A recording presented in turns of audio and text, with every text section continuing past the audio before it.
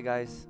So my topic is surviving pitching nightmares. So I will give you 3 lessons to make it less scary and make networking also less hard. So I'm going back to the title slide because you have my slides here, so you can take a picture of that, and you actually have a really cool pitching template there. I won't have it at the end of the slide. So it says here, my name is Walid. I also respond to Willy. It's my nickname, like Willy Wonka. And Mr. Cheikh, that's my last name. I respond to all of those. This is my first time in Lithuania. I was supposed to be in 5 other places, but this is somehow my destiny. On our way here, the plane from Helsinki took off and then went back to Helsinki after 1 hour. So I really believe in that, in destiny. So there are a lot of pitching coaches out there, and my style is to help you find your own style. So other coaches might sometimes feed you with what you should say. I'm against that. And I like to give people confidence. So I actually just right now got a message from someone on LinkedIn, and I'm going to read it out loud to you. It just arrived now at 12:02. So, hi Walid, remember the bank pitch I practiced at your workshop?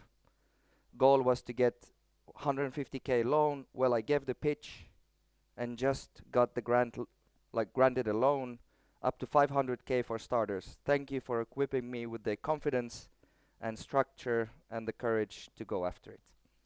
Basically, that's what I do, and that's why you should be here today. And I hope that by the end of this, you would actually at least get a little bit confidence, because pitching is really, really important, especially in games.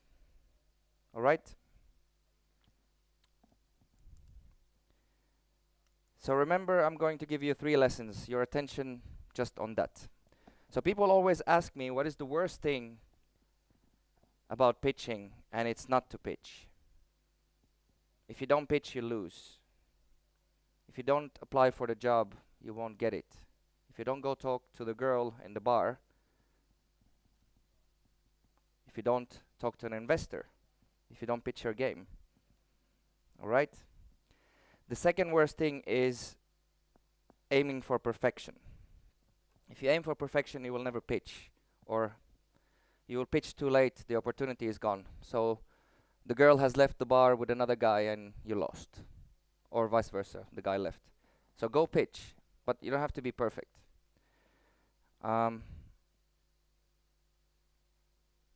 The rest you can fix. The rest you can actually learn how to do. And we will go through that.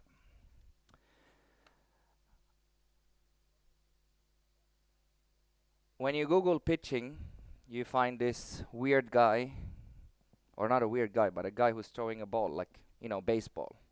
So I don't know why pitching was associated with that, but the way I explain it is that pitching is a human thing. We pitch to people, and we somehow throw stupid messages in their faces. So the main purpose from this slide is to understand your role when you're doing that. We pitch to humans and we don't want to annoy them. And my title had this word nightmare. Nightmares are frightening, they are scary experiences. And pitching is basically to sell something with some pressure, or to persuade. So persuasion is the main key here. And they both have some similarities. So I've coached around 2,000 people this year. So this girl who texted me just now, she's one of 2,000. And I get those messages every day, like, I helped, I gave you confidence, I changed someone's life. But I also ask in the workshops, like, what scares you the most? So approaching people is really scary to some people. It's uncomfortable, people are afraid of rejection or saying something stupid. And persuasion is hard, so because persuasion, it means that you have to convince someone to do something.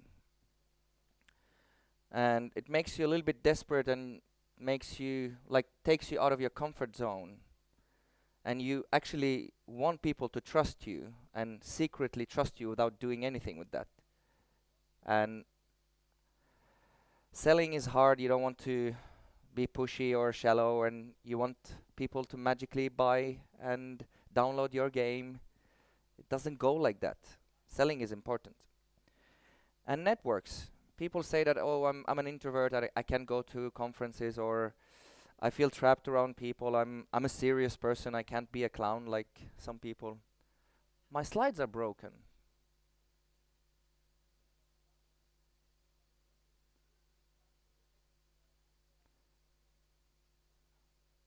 Yeah, they look so much better on. Can we put the PDF? So the main point from the nightmares and pitching is that they both have this uncomfortable feeling. When you see a nightmare, you're afraid, you're trapped, someone is chasing you, someone is making you do something, or it's basically your subconscious. And when you're pitching, you are in that situation. Even when I pitch, I'm a freaking pro, and still it's uncomfortable. The only difference between those two is that nightmares are a product of your subconscious. From all the examples that I showed you now, which you probably couldn't read everything, but at least one of those statements apply to you, and it's your conscious who directs your decision not to pitch or to be afraid of pitching. Okay? So if I would give you one message today, which is basically the conclusion from all this, we need to wake up from our nightmares, and we need to wake up and pitch. Sorry? All right. Shit.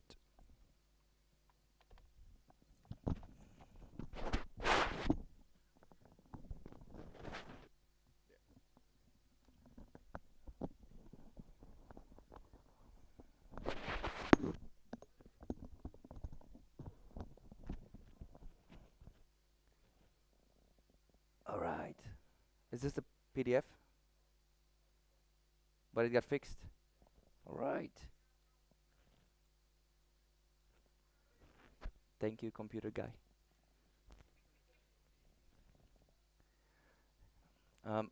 I prefer to put the PDF because the actual fonts are really cool. I don't mind, I have time. I can do this in 5 minutes or 15 minutes.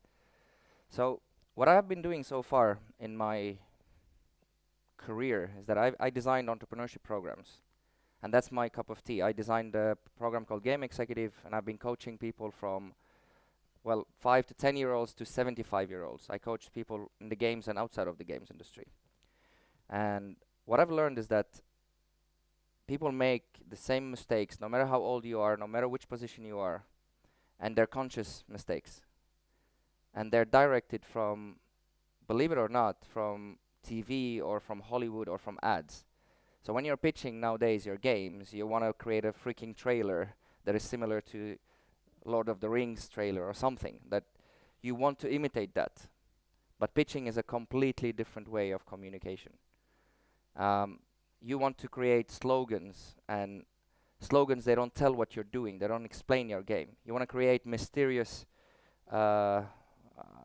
video trailers of your game, and it actually just shows the silliest part of it, and you don't want to show that, but you're just trying to imitate that. So what I want you to take away, yes, cool. What I want you to take from my talk today is that it's okay to be afraid. That's one. And you need to be aware that not pitching or pitching in a certain way is a conscious decision that you're making. And from now on, I would like you to understand where pitching will take you. I mean, the pitching is a way of communication that startups had to create to investors to get money. And it's the investors' fault. These guys are greedy, they have this much time, and they want to hear so many pitches. So in order to create a pitch, they needed to create a form of communication that has all these 4 elements. So you have an opening, you have a body which has a message and argumentation, You always have to ask, and you have a closing. So if you're not asking, you're basically doing a report or a presentation. It's not a pitch. All right? And everyone's objective, your objective should be to maximize every opportunity from your pitch. And maximizing meaning that you get the full potential from every pitch. So whenever you go talk to people, or whenever you have a trailer, or whenever you have a website, or whenever you have a business plan, your objective should be this. And in order to get to the max, you need to argument properly. And in order to get what you want, you need to kind of ask properly. So basically there's exchange of value, like you show value, you show what you're doing, how cool your game is, how cool your product is, and then you receive value. A lot of people pitch and they don't even know that they need to deliver some value. They think like, oh, my game is cool or my product is cool, and it's obvious. It doesn't go like that. So, as you all see, yellow is my favorite color, and I just got divorced, so I lost my yellow house, so I had to create my own yellow house. So, the building blocks of this yellow house will help you master the first step of any pitch. It's very philosophical. Why do we exist? And it's a framework, because I used to work in a university, so I had to create this academic stuff, all right? This is my framework, my yellow house. And you always need to know why you're pitching. And why you're pitching doesn't mean what you want to get. If you want 1 million euros to have a game, your why here is to make a cool game that people will play and enjoy. So with that 1 million euros, you're actually getting to that objective. You need to know what you're pitching. Is it a game or is it your company? A lot of game studios make that mistake here. You need to understand who you're pitching to. You cannot pitch to 2 different people in one pitch. You need to create 2 separate different pitches. Publishers, investors, 2 different things. Players, whatever other things, co-founders. And you need to understand what you want from them. We need to sell to someone we need to sell to survive. That's the thing. And that's why pitching is important. If you make a cool game and you don't show it to anyone, you don't ask for something, how can people play a game if you don't ask them to play it? Just think about it. And what I coach, I don't coach only to pitch to investors. Like for example, the case that I read you now, she wanted a loan from a bank. It's not here. I should add a bank there. But I usually used to pitch to my manager. I want her approval for new projects. In games, you guys pitch to each other to get some ideas, some insights. You also pitch to your manager some new ideas, some new projects. So the why do we exist? It basically defines what you're pitching, who you're pitching to, and what do you want to get from that. A lot of pitches fail because you don't understand what is the scenario. To understand the scenario, once you understand the scenario, you target the argumentation towards that. When you're pitching, there's 2 different examples. This is an example of a nature. We do this exercise in the classroom. An example of a car. A car is like a physical product, like a bottle or like a pen. So when you have a pen or a car, your objective is to specify what kind of car is it. Is it an electric car? Is it a family car? Is it yellow? Is it big? Is it small? And you need to show how unique it is. Usually in a software or complex products, you need to clarify and simplify. So most of the times when people don't download your games, they don't understand what the game is doing or how fun it is. Or when you have an app and it has so many features. When you have a platform and you need to explain it, you usually need to do it in like couple of words to explain what kind of a game is it. And one thing I'm criticizing is that when you're pitching to players, you sometimes use terminology that game developers only understand. So simplification mean here is like how you communicate, what are the words. And I get this a lot. People tell me that only extroverts are good at pitching. I think introverts are better than extroverts. There's tons of examples here, but I'm gonna tell you one. Barack Obama, he's an introvert. How many of you can say that he was a worse president than the current one? None. So the main thing from this slide is to understand that if you're a clown like me, you need to push it to the balance here to get some more credibility and clarity. So when I talk too much, I confuse people. when I tell too many jokes, people think I'm not credible. And here, you want to keep people like staring at you, not falling asleep. Make it a little bit more interesting, more engaging, because people tend to listen to you more when you tell a few jokes here and there. Do you guys want to hear a joke? A joke. I don't have any jokes, I'm sorry. Alright, so the point is that anyone can pitch, and I can show you that. Like, maybe from the talk it's still a bit vague, but if I coach you, I will show you that you can pitch. And usually in my workshops, the introverts are so much better than extroverts. Because extroverts, they think they're so good and they're gonna rock. Put them on the stage, they freeze.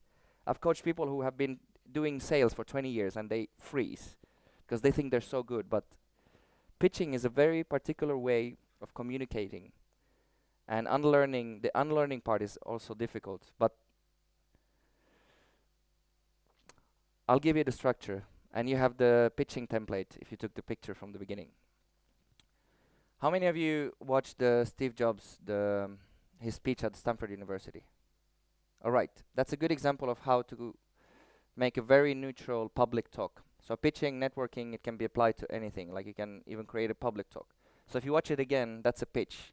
So just try to understand what was the message there, like the key message that he was trying to argument. And I actually have all these videos for you in the last 2 slides. So I have a cool bunch of videos for you. The other video that I like is The Art of Innovation from Guy Kawasaki.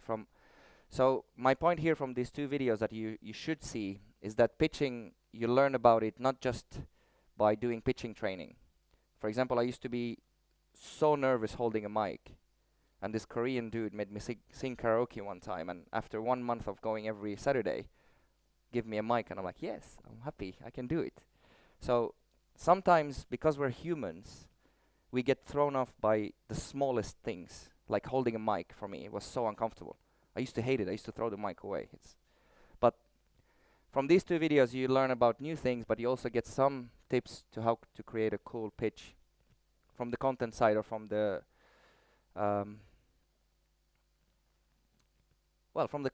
from how to deliver a pitch.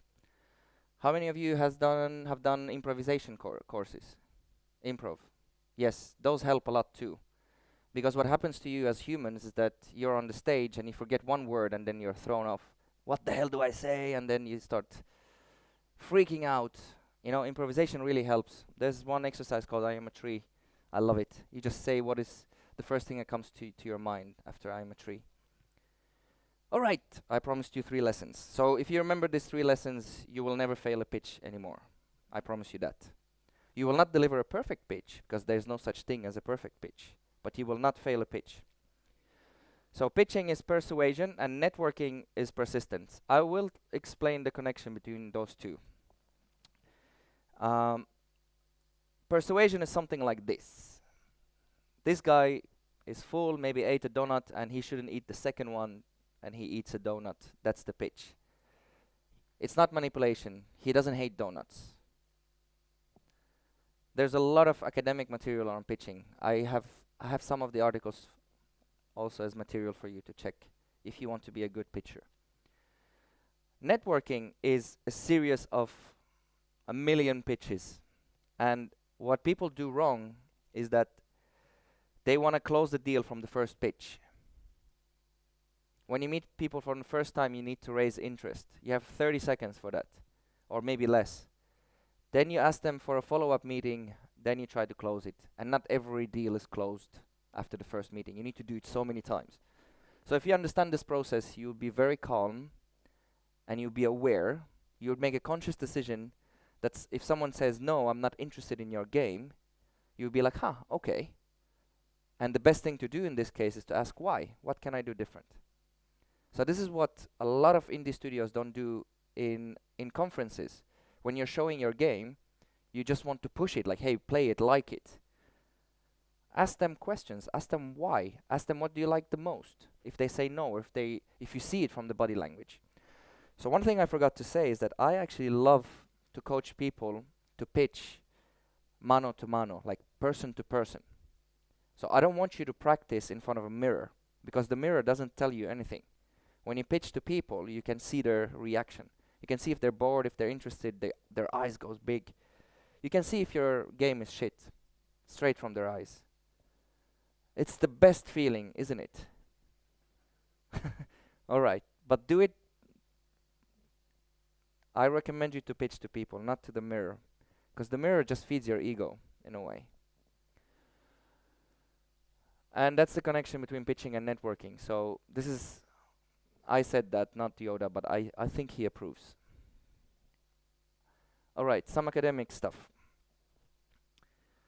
This is one really cool article, mapping backwards to yes, and it has roots from negotiation. So pitching has roots in negotiation too. So you have to pitch, let's say if you're negotiating, you're also pitching. So the idea here is that you want to get to this finish line, but you have to pass through all this. And my point here is that pitching is really important, not only when you're pitching to investors. It's also important when you're building a product, when you're developing a business, when you're building a team. So I actually worked with, coached these guys who are building this public music app. You put a hashtag in a song and you play a song. So people are so freaking lazy nowadays that they don't have the energy to get up and put the song on Spotify. They want to do it from the couch. So you tell me about that. So they asked me, can I help them get to Spotify? And I told them no. Because what they asked me to do is to do a million pitch to get here, because they were a startup. What they should do is start with few places where they can get some yes, and they have to make that. So I actually coach this or advise, like when I consult a company or a startup or indie game studio, we design this together with them. So who we should talk first? How can we build value? How can we build value to show it so we can get to the next stage? And Geoffrey Moore has this crossing the chasm. How many of you know this academic shit? Alright. So this is very important for any technology-based startup. You need to understand who are the first customers you'll get and who are the next ones and how to get to here. So pitching is different in every of those stages, and you need to build that roadmap. So my assumption is that pitching is a nightmare to people because they're lazy. They don't want to do all this. Because if you have a game, you can really showcase it. You can show how to play your game, you know, but you have to show it in a way that you understand who you're talking to, the why do we exist. And this is really helpful to understand who to pitch to first and then who to go next. Lesson number 2, there are variables in, I cannot say this example because we don't have Finns here, but there's a movie, Napapirin Sankarit, I forget it. There are so many variables: timing, tone, time, and content. So timing is when to pitch. So now if I will do a pitch on the stage, the time is set for me. But also timing means when to say something. So if you're networking with someone in an event, you don't go straight to pitching like, hey, here's my business card. That's what the Chinese people do. I don't know if you noticed. They give you the business card straight away. They want to cut all the human shit, like small talk. You have to do some small talk, you have to wait for cues, and then you do the pitch. That's how human people operate. You need to, and it's not a surprise. We usually want people to trust us before we buy from them. But timing is really important. It's like when you do it and when do you start the actual pitch. Tone is how do you do it? What are you addressed? You know, like I have this smiley face here because I know I'm a clown, but I also want you to know that I'm a coach that is fun and that is teaching something super difficult, like pitching. So anything you're wearing, anything you look like, the way you talk, the way you smell, the way the other people see you. And time is how long do you do it? Talking too much, you'll be needy.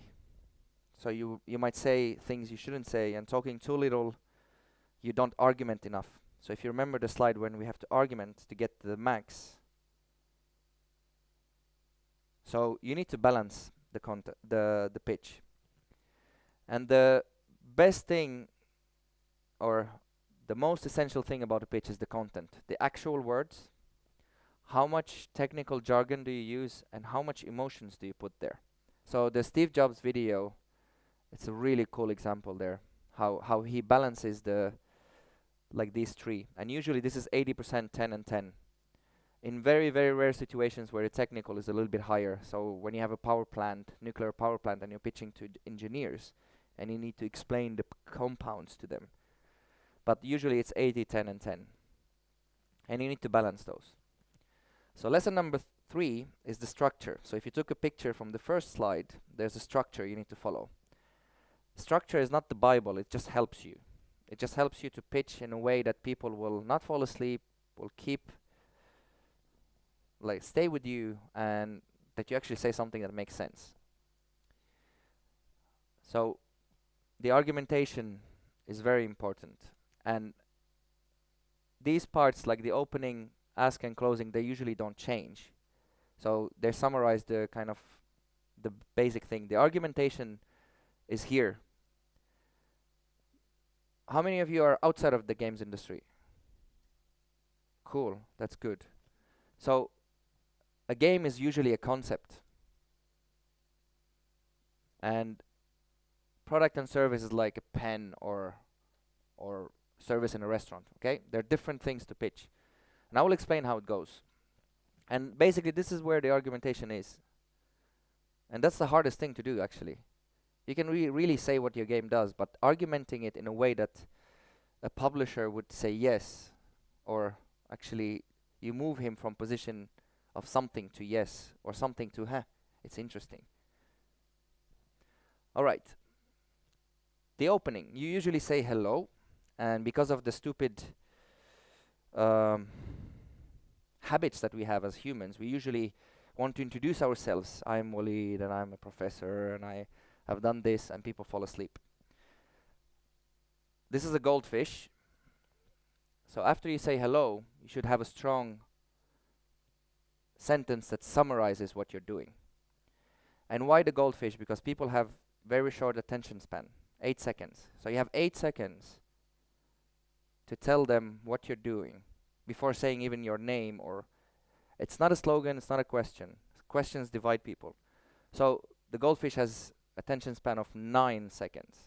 So we're competing against fish nowadays. And a good opening sentence will tell what is it about. It's okay to say, hey, I have a mobile game. If you say a game, the first question that comes to people's mind, console, Xbox, PlayStation, what kind of game is it? So tell them exactly what kind of game is it, how does it work, and what is the benefit.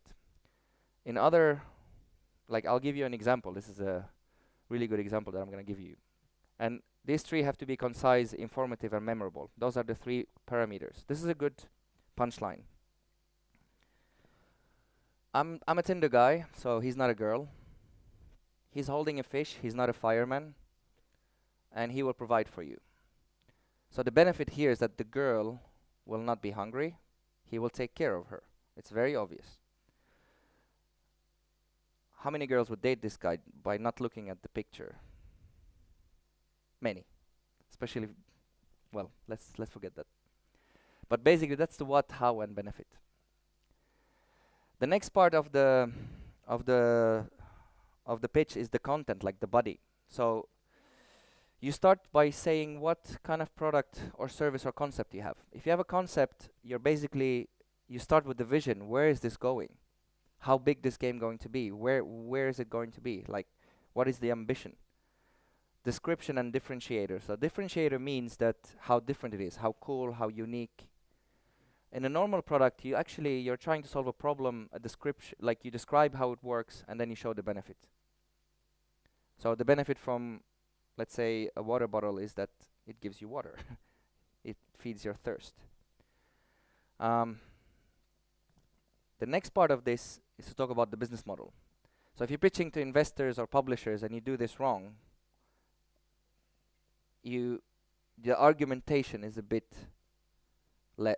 is not done well. So you need to tell a little bit about the costs and the revenue. So what kind of customers do you have? Where are they coming from? What kind of partners you might get? What kind of activities? So this is basically summarizing the business model canvas. Raise your hand if you know about that. Shit. Usually this is like a full day or full week training about the business model canvas, but you have to select the elements that suit your pitch for this particular person. So if you're pitching, let's say you want to get co-founders, what would you say in this space about your game, let's say, to get a really good CTO?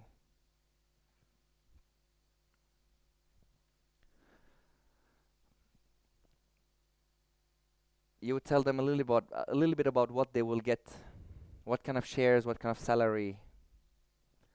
You would tell them a little bit about what kind of players you will have or customers you will have, so they will understand the picture.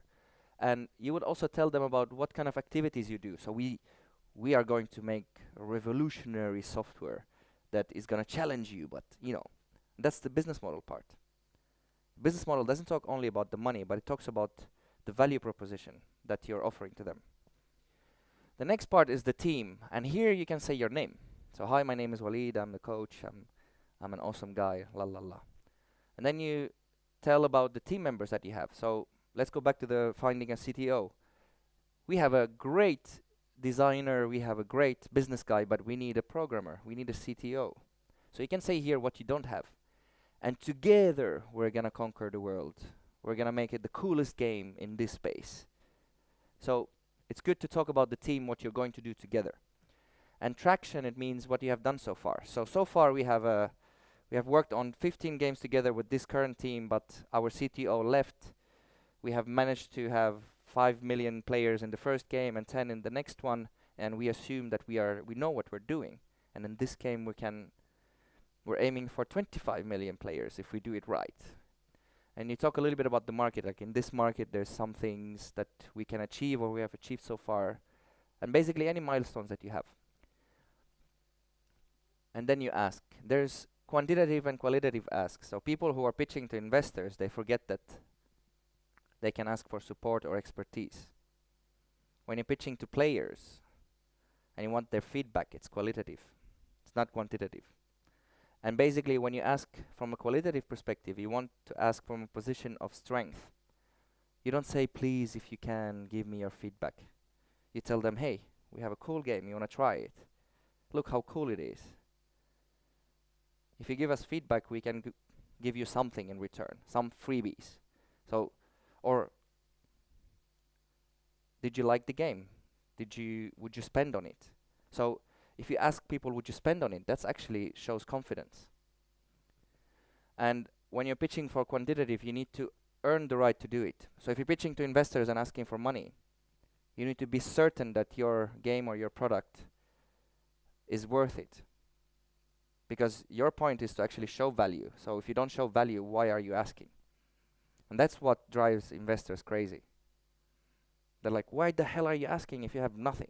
You have nothing. You don't have players, you don't have team, you don't have technology, you don't have that. What are you selling me? All right? So these two are very different when you're asking, but they're very important. And a lot of people ask me, how should I close a pitch? You just say thank you. Very simple. You can use the structure from 8 seconds to 1 hour, maybe even longer. So the argumentation part you can expand. That's very obvious. The 30 seconds is basically the punchline plus one element from the body. So either the business model or the product or the team. So it depends who you're doing it to, because you usually, when you go to an elevator and you start pitching, you usually at least know that person, or at least have an idea of who that person can be. Or you have an idea, oh, I want this guy as a player. So you have to pitch the game to them. You don't pitch how much money he will make from the game. All right? So elevator pitches are very, very cool. How many of you know the concept of an elevator pitch? It's a very short pitch that is very targeted. And 8 seconds is the punchline. So if you have a good punchline, you will never fail a pitch. Remember that. And that's the world's smallest pitch. Hi, punchline, thank you. That's it. And if you remember the improvisation idea that I told you, you can use the structure in combination of that. So very short, very concrete sentences. And that's the best way to tell stories. And the best way to learn how to pitch is to practice. If you don't practice with people, you will never learn. A lot of people try to practice in front of a mirror, don't do that. Practice with people. You're doing a great job. I'm proud of you. So let's summarize. We have the 3 lessons. Why do we exist? Adapting your pitch. So the adapting your pitch means that if you use the why do we exist to create 50 different pitches to 50 different people, that's the adaptation part. And trust me, the argumentation will change. If you sit down for the weekend and try to create your pitches from start using the structure that I provided for you, you would realize like, oh my god, I have been doing so many mistakes just because I didn't understand who am I pitching to. And I am a tree, like just an example that you can learn about pitching from different, and practice always makes it perfect. I don't have it here, so I'm looking there. So pitching should be the engine for developing your dreams, but you have to face your monsters. You faced your monsters. I'm very proud of you. I'm picking on her because yesterday she told me that her boss forced her to come here and she doesn't know who to pitch to, and the first thing I told her, you have to pitch, and she's doing it. And you're getting some results, right? So guys, talk to her later. She has a cool game to show you. And the last point is that pitching is not only for investors. It's a pitch whenever you have a presentation and you're asking something. And if you don't get to the yes, you're argumenting wrong. And argumentation means that you're not using the right words in the right time. Just that. That's how simple pitching is to me. Like for me, pitching is very easy. I have to get to know the person a little bit, and then I start telling them the right things about my product or myself or my team and so on. And for me, pitching changed my life. That's why I'm coaching it. I changed a lot of people's lives. It's so exciting. And when I can't help someone, I actually can't sleep. It's just how simple it is. I'm obsessed with it. And I don't do it in the American way. I don't believe in like you have to pitch all the time. Pitching all the time is actually negative. Some material for you, some very, very cool material. And they're very different. And if you want more, I have like double of that. Some articles and some videos. And you can contact me if you want to know more about this topic.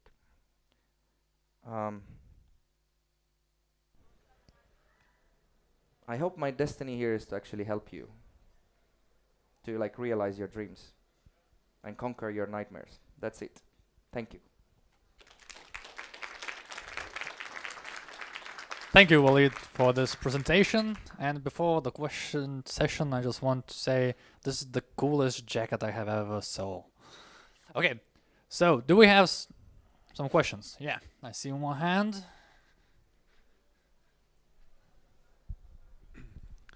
Hello. Nice to meet you, by the way. Nice talk. So you say 8 seconds, and you say that you try to pitch only when you know a little bit a person. When you are on the stage, usually you don't know any person, or maybe one or two, you know, in the hall. That's a difference. How do you do it, and what's the difference? That's a very good question. I would say Steve Jobs. Watch the video. It's the same concept. When you're talking to very different people, you neutralize the talk. The reason why I didn't say any jokes, because I have no idea what Lithuanians get offended about.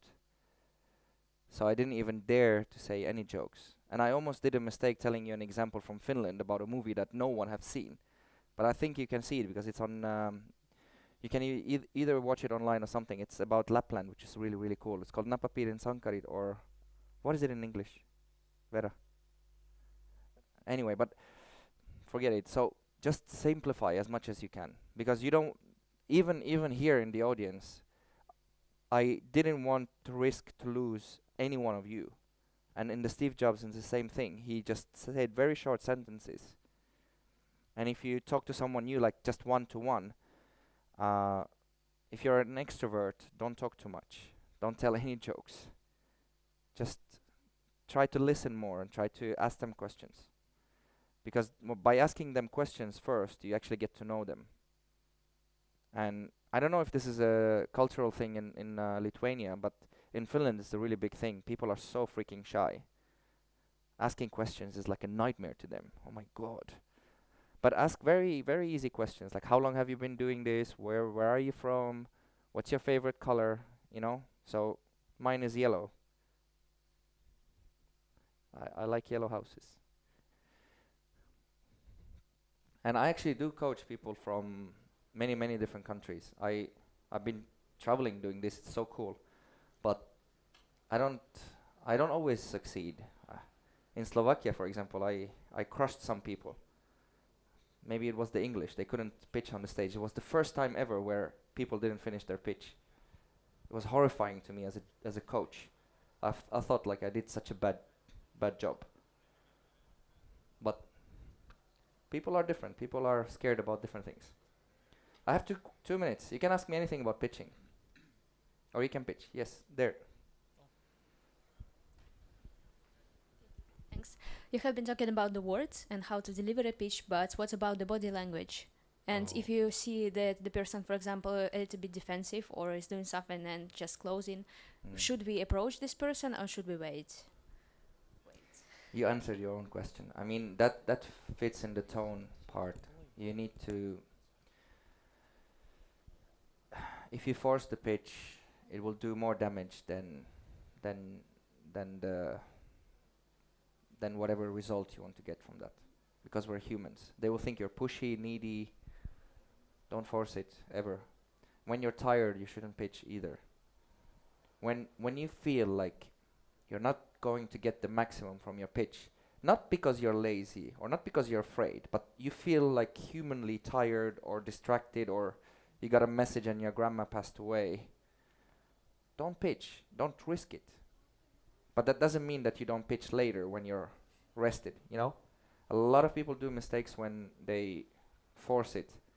And I challenge any manager who sends their business development guys to go pitch and when they're tired or get results. That's the worst thing. That's a nightmare, actually. To go somewhere and try to sell against any odds. It does damage. Trust me. But get to know people. Talk to them. Ask them questions. If you get to know people and you get the confidence later to pitch to them, that's so much better than pitching at the spot. Or you can get to know them and ask them for a meeting later. That's so much better than pitching on the spot, you know? But when you're on stage, that's your right.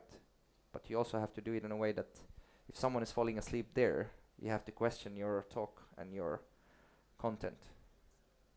Then you have to tell a joke, maybe.